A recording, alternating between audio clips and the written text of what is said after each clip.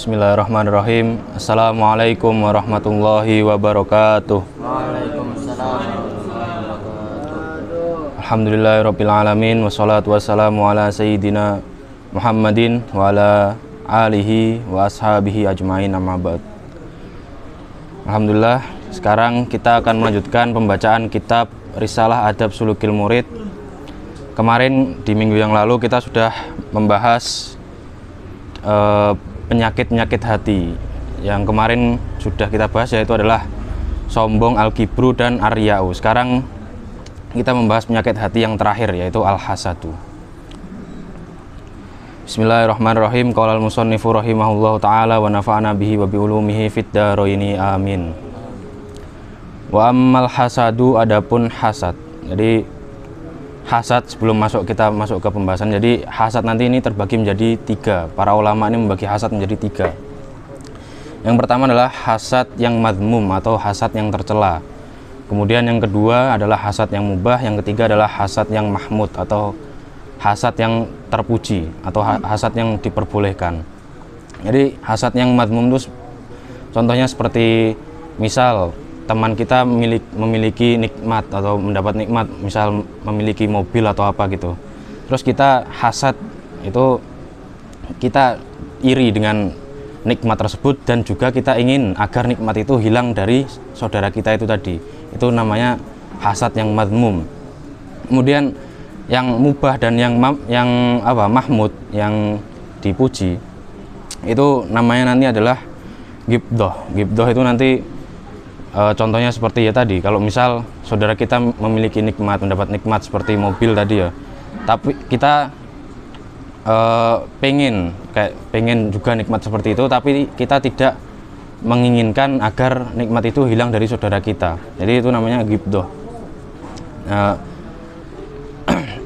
Ayatamanal mar'u mislama lil makbut aw lil mahsud min ghairi ayatamanna zawalaha anhu. Jadi kita berharap seperti dia, tapi kita tidak mengharapkan nikmat itu hilang dari dia. Wa amal hasadu, adapun hasad, fahuwa itu maka adapun hasad itu muadatullahi itu melawan Allah, dhahiratun yang jelas, wa munazaatun dan menantang lahu kepada Allah, fi mulki dalam kekuasaan Allah, bayyinatun dengan jelas. Jadi orang yang hasad atau hasid itu dicap sebagai orang yang melawan kepada Allah atau menantang kepada Allah dengan jelas. Kenapa? Li'annahu, karena sesungguhnya Allah subhanahu wa ta'ala itu idza an'ama, itu ketika memberikan nikmat siapa Allah ala ba'di ibadi, atas bagian hambanya Allah, binikmatin dengan satu nikmat, fala syakka, maka tidak ada keraguan itu maujud, annahu, bahwa sesungguhnya Allah itu muridun, itu mengdat yang menginginkan, lidzalika kepada itulah in'am, wa muhtarun dan milih lahu kepada dzalikal in'am, idla mukriha, karena tidak ada yang memaksa itu maujud lahu kepada Allah ta'ala halimahaluhur. Jadi kenapa kok orang yang hasad itu dicap dengan orang yang melawan kepada Allah? Karena ketika Allah itu memberi nikmat kepada sebagian hambanya dengan suatu nikmat, maka tidak diragukan lagi bahwa Allah itu ya ingin memberikan nikmat kepada hamba tersebut. Jadi kekuasaan Allah memberikan nikmat itu ya atas kudrohnya Allah, atas irodahnya Allah. Kalau kita sudah tahu bahwa nikmat ini adalah kudrohnya Allah, tapi kok kita malah hasad, ini kan ya itulah menantang Allah.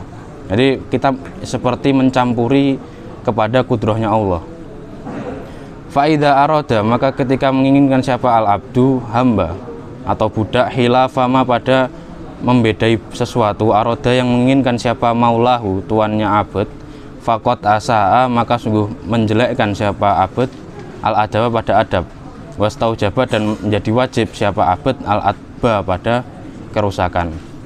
Jadi analoginya itu seperti ketika seorang hamba, misal kita ini sebagai tuan dan kita memiliki budak. Budak, misal kita ingin membangun rumah, tapi budak kita membedai kita. Misal kita ingin membangun rumah, tapi budak kita nggak mau membangun rumah, itu kan kita marah kan, mesti sebagai tuan kan marah. Sama juga seperti halnya kita dengan Allah. Kita ini sebagai abadnya Allah, sebagai budaknya Allah, dan Allah ini sebagai Tuhan kita. Jadi kalau kita kok hilaf kepada Allah, hilaf dengan iradahnya Allah, ya berarti kita sama saja ya tadi mu'adatun lillah. Summa innal hasada, kemudian sesungguhnya hasad itu qad yakunu, ada apa hasad itu ala umurid dunya, atas perkara-perkara dunia, kal jahi seperti pangkat, wal mali dan harta. Sesungguhnya hasad ini terkadang ya pada perkara-perkara dunia. Wahya, adapun umurud dunya itu asgoru, itu lebih hina min ayyuhsada, dari jikalau dihasati alaiha, atas umurud dunya. Jadi mal, jah, pangkat dan harta ini ya ngapain kita kok hasad kepada barang-barang seperti itu, pada perkara-perkara dunia? Karena perkara-perkara dunia ini, pangkat dan harta ini nggak mungkin kita bawa mati. Kenapa kok harus dihasati? Ya kalau mau hasad ya tadi ghibthah tadi, kita hasad kepada misal teman kita punya ilmu yang lebih atau cepat menghafal, kita berdoa agar kita disamakan dengan dia dalam keilmuannya, yaitu mending kayak gitu, karena itu akan dibawa ke akhirat. Kalau kita hasad perkara dunia, yaitu karena perkara dunia ini kan nggak akan sampai kepada akhirat. Bal, akan tapi yang bagi seharusnya laka kepadamu apa antarhama, menyayangi siapa kamu, man pada orang, ubtulia yang diuji siapa man, biha dengan umurid dunia, watahmada dan memuji siapa kamu, Allah pada Allah, alladzi yang afaka, yang menghindarkan siapa Allah kepadamu, minha dari umurid dunia.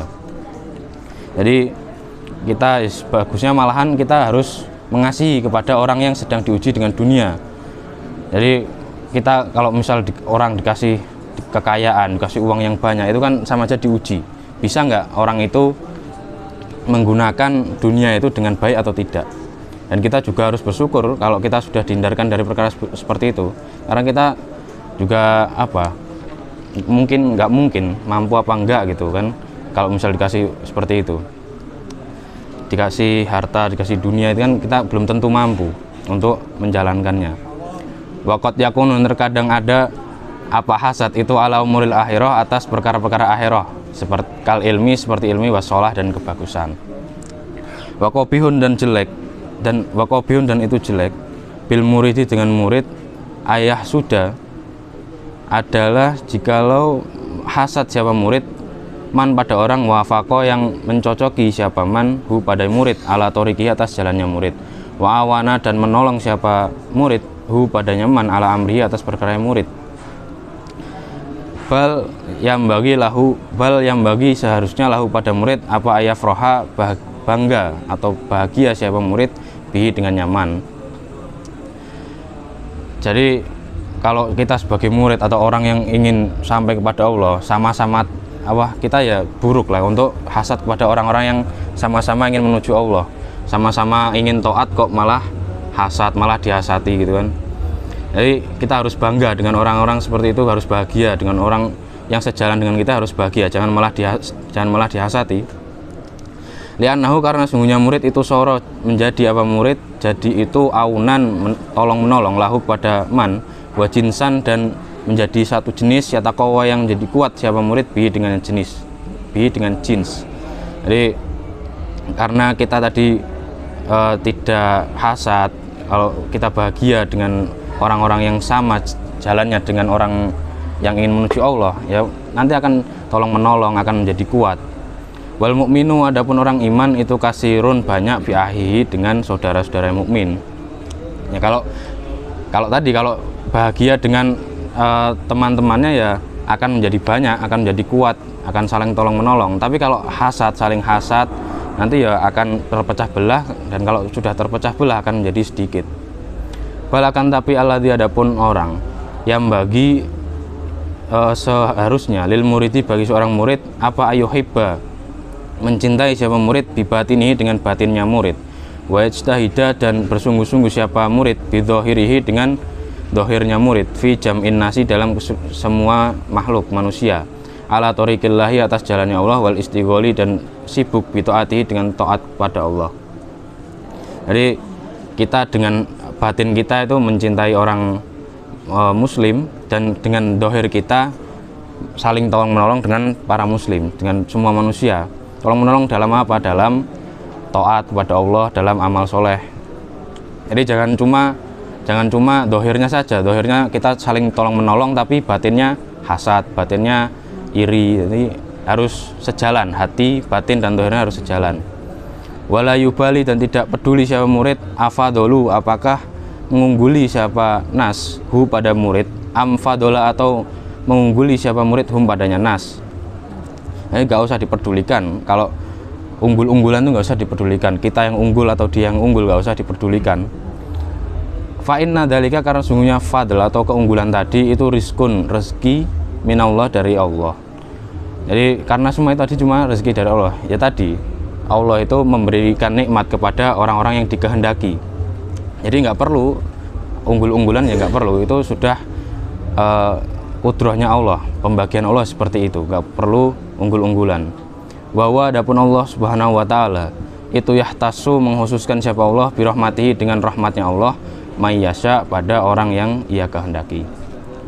Wa fil qalbi, dan itu dalam hati, akhlakun, beberapa akhlak, katsiratun, yang banyak, madmumatun, yang tercela.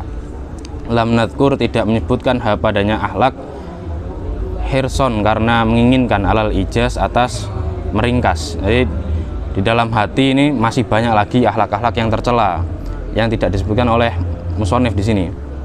Ya karena kitab ini kitab ringkas, ya. Namanya aja adalah risalah.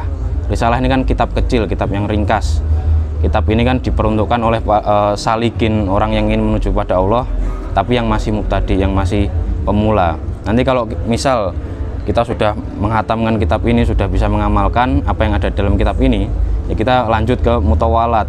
Contohnya seperti kitab Ihya Imam Ghazali, kitab Al-Hikam Ibnu Athaillah, kitab Tajul Arus, atau kitab Mukasyafatul Qulub, itu lebih tinggi lagi. Waqat nabahna, dan sungguh telah mengingatkan siapa kami ala ummahatiha, atas pokok-pokoknya akhlak madmumah. Jadi musonif juga sudah mengingatkan kita tadi, yaitu 3, al-kibru wariya'u wal hasad, itu yang ummahatu ahlaki madmumah.